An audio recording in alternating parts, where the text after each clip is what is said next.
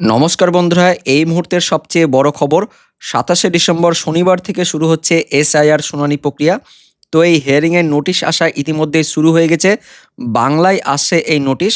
তো এই নোটিশে কী কী লেখা থাকছে, কাদের কাদের নোটিশ আসবে, কোথায় হবে এই হিয়ারিং প্রক্রিয়া, পাশাপাশি কী কী ডকুমেন্টস লাগবে আমরা জানবো এই ভিডিওতে। তবে তার আগে আপনি এই মুহূর্তে এই ভিডিওটি কোন জেলা থেকে দেখছেন, অবশ্যই সেই জেলার নাম ভিডিওর কমেন্ট সেকশনে কমেন্ট করে জানিয়ে দেবেন। তো অনস্ক্রিনে দেখতে পাচ্ছেন এসআইআর শুনানি প্রক্রিয়া হওয়ার জন্য যে নোটিশ পাঠানো হচ্ছে সেই নোটিশটি সরাসরি দেখতে পাচ্ছেন। এখানে কি কি লেখা রয়েছে আমরা সবকিছু জানবো, কেন এই নোটিশটি আসছে সেই কারণটি উল্লেখ করা হয়েছে। তো সবকিছু আমরা দেখব। তার আগে প্রথমে দেখে নেব এই সম্বন্ধে, অর্থাৎ এই এসআইআর প্রক্রিয়া নিয়ে যে আপডেটটি প্রকাশিত হয়েছে সেখানে কি বলা হচ্ছে।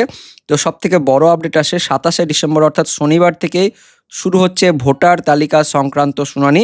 তো কোথায় হবে এই শুনানি ও কাদের কাদের ডাকা হচ্ছে এই সম্বন্ধে যে লেটেস্ট আপডেট আসছে আমরা জেনে নেব কী কী বলা হচ্ছে। খসড়া ভোটার তালিকা প্রকাশের পর এবার পরবর্তী গুরুত্বপূর্ণ ধাপে এগোচ্ছে নির্বাচন কমিশন।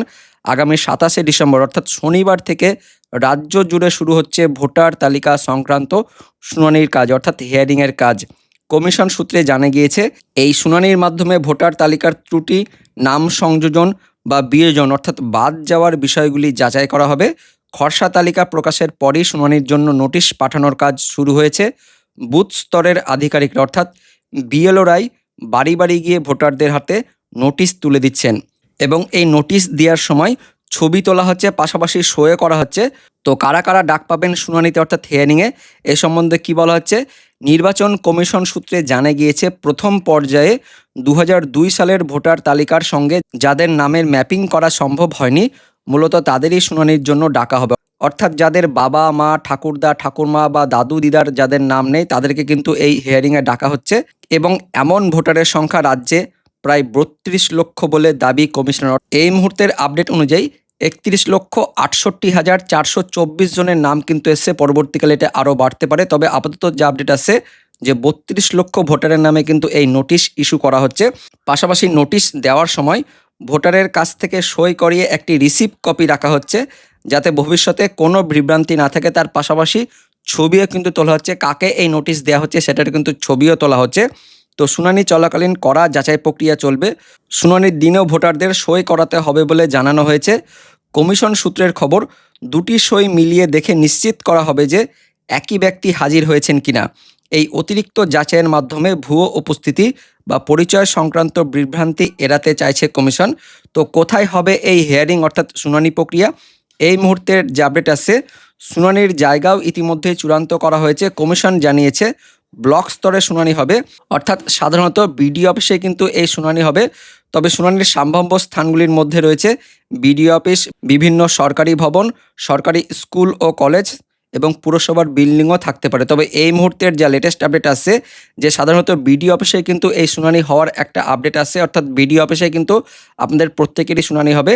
তো এই নোটিশটা কেমন দেখতে সেটা আমরা এবার সরাসরি দেখে নেব। আপনাদের অনস্ক্রিনে দেখতে পাচ্ছেন এটা হচ্ছে একদমই লেটেস্ট নোটিশ। প্রথমে কিন্তু ওপরে লেখা থাকবে নোটিশ নম্বর, তার নম্বরটি এখানে লেখা থাকবে এবং তারপর লেখা আছে দেখতে পাচ্ছেন বাংলাতে নোটিশ এবং কার নামে এই নোটিশ আসছে সেই নির্বাচকের নাম কিন্তু এখানে লেখা থাকবে, বাংলাতে লেখা রয়েছে। পাশাপাশি তার ভোটার কার্ড নম্বর অর্থাৎ ইপিক কার্ড নম্বর সেটা এখানে লেখা থাকবে, তার সঙ্গে বিধানসভার নম্বর এবং নাম সেটা লেখা থাকবে। পাশাপাশি পার্ট নম্বর অর্থাৎ কোন বুথের ইনি ভোটার সেই বুথের নাম, তার পাশাপাশি নম্বর দিয়ে থাকছে, তার সঙ্গে সেই বুথে এই ভোটারের কত নম্বরের নাম রয়েছে অর্থাৎ সিরিয়াল নম্বর কত সেই সিরিয়াল নম্বরটাও এখানে লেখা থাকছে এবং তার সঙ্গে ভোটারের ঠিকানাটাও এখানে লেখা থাকছে। দেখতে পাচ্ছেন এখানে ঠিকানা লেখা রয়েছে এবং পাশাপাশি একটা কিউআর কোড থাকছে। এই কিউআর কোড স্ক্যান করে কিন্তু তার যাবতীয় তথ্য চলে আসবে এবং তারপর লেখা রয়েছে ১ নম্বর দিয়ে আপনার বিধানসভা ক্ষেত্রে বিশেষ নিবিড় সংশোধন অর্থাৎ এসআইআর এর কাজ চলছে। আপনার যথাযথভাবে স্বাক্ষরিত গণনা ফর্ম গৃহীত হয়েছে এবং নিম্নলিখিত বিষয়গুলি পর্যবেক্ষণ করা হয়েছে। আপনি আপনার বা আপনার আত্মীয়ের সম্পর্কিত এমন কোনো বিবরণ প্রদান করেননি যা আপনাকে বা আপনার আত্মীয়কে পূর্ববর্তী এসআইআর এর সময় প্রস্তুত করা ভোটার তালিকায় একজন নিবন্ধিত ভোটার হিসেবে প্রমাণ করতে পারে। অর্থাৎ এনার কিন্তু আত্মীয় বা ওনার নিজের কিন্তু কোনো লিঙ্ক নেই এমন কিন্তু বলা হচ্ছে, এই অপশানটা এখানে সিলেক্ট করা হয়েছে। পাশাপাশি ২ নম্বরে যেটা বলা হয়েছে, পূর্ববর্তী এসআইআর এর সময় প্রস্তুত ভোটার তালিকার সাথে কোনো মিল না থাকা বা সম্ভবত ভুল মিল থাকার পরিপ্রেক্ষিতে আপনাকে অনুরোধ করা হচ্ছে যে আপনি নিম্ন স্বাক্ষরকারীর সামনে উপস্থিত হন। তারিখ এখানে দেওয়া রয়েছে 12টার সময় দেওয়া হয়েছে, দুপুর 12টা থেকে দুপুর 2:30 পর্যন্ত, এবং স্থানটাও কিন্তু এখানে দেওয়া রয়েছে। পাশাপাশি ভারতের নির্বাচন কমিশন দ্বারা নির্ধারিত আসল নথিপত্র সহ যা এই নোটিশের সাথে সংযুক্ত, অর্থাৎ পেছন দিকে কিন্তু সেই তালিকাগুলো দেওয়া রয়েছে। আমরা দেখব কোন কোন ডকুমেন্টের উল্লেখ করা হয়েছে, এবং তারপর চূড়ান্ত ভোটার তালিকায় আপনার নাম বজায় রাখার জন্য দয়া করে জেনে রাখুন যে আপনার জমা দেওয়া নথিগুলি তাদের সত্যতা যাচাইয়ের জন্য পাঠানো হবে। 3 নম্বর, কোনো অসুবিধা হলে বা আরও সহায়তার জন্য আপনি নিজে আপনার বুথ স্তরের আধিকারিক অর্থাৎ বিএলওর কাছে যেতে পারেন, এবং বিএলওর নাম থাকবে, তার পাশাপাশি মোবাইল নম্বরটা এখানে দেওয়া রয়েছে, অথবা ইসিআই নেটের মাধ্যমে আপনি কল বুক করতে পারেন। এবং এখানে কোথায় এই হেয়ারিংটা হবে সেই হেয়ারিংয়ের কিন্তু স্থানটা দেওয়া থাকবে, সাধারণত বিডিও অফিসে কিন্তু এটা দেওয়া থাকছে। এবং তারপর নিচের দিকে AERO অফিসারে অর্থাৎ অ্যাসিস্ট্যান্ট ইলেকটোরাল রেজিস্ট্রেশন অফিসারে কিন্তু সই থাকবে এবং তার এখানে সিল থাকবে। এবং তারপর উল্টো পিঠে কিন্তু যে সমস্ত ডকুমেন্টের কথা উল্লেখ করা হয়েছে এখানে কিন্তু পরপর দিয়ে রয়েছে, আমরা দেখব কী কী লেখা রয়েছে। তো দ্রষ্টব্য বলে এখানে যেটা লেখা রয়েছে যে মিথ্যে বা তথ্য প্রদান করলে কিন্তু আপনাদের এখানে শাস্তিযোগ্য অপরাধ হতে পারে, পাশাপাশি কারাদণ্ড এবং জরিমানা 2 কিন্তু হতে পারে, মিথ্যা ঘোষণাও কিন্তু দেওয়া যাবে না, এবং শুনানির সময় আপনার ঘোষণার সমর্থনে জমা দেওয়া নথিপত্র কিন্তু যাচাইয়ের জন্য ওপর মহলে পাঠানো হবে, এই কথা বলা হচ্ছে। পাশাপাশি এবার আমরা দেখে নেব কোন কোন ডকুমেন্টের উল্লেখ করা হয়েছে।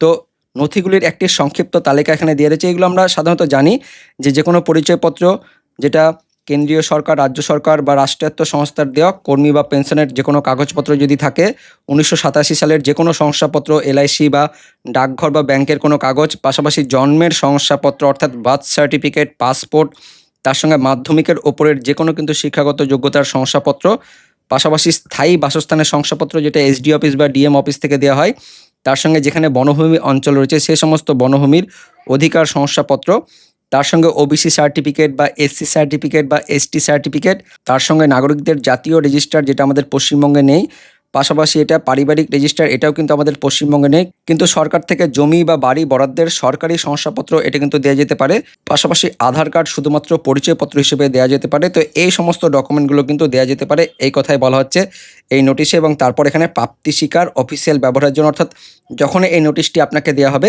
দুটো কিন্তু নোটিশ আসবে, একটা BLO অফিসারের কাছে থাকবে এবং অন্য একটি নোটিশ আপনাকে কিন্তু দেওয়া হবে, অর্থাৎ ভোটারকে দেওয়া হবে।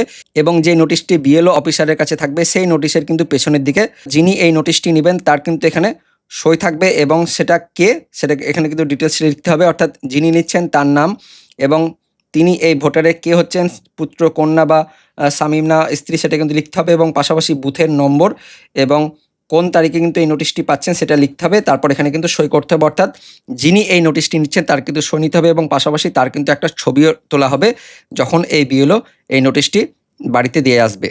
তো বন্ধুরা, এই হচ্ছে সবথেকে বড় আপডেট যে SIR নোটিশ কিন্তু দেওয়া শুরু হয়ে গেল, এবং 27শে ডিসেম্বর থেকে শুরু হচ্ছে এই শুনানি প্রক্রিয়া। তো এই সম্বন্ধে যদি আপনাদের আরও কোনো প্রশ্ন থাকে অবশ্যই ভিডিওর কমেন্ট সেকশনে কমেন্ট করে জানিয়ে দেবেন।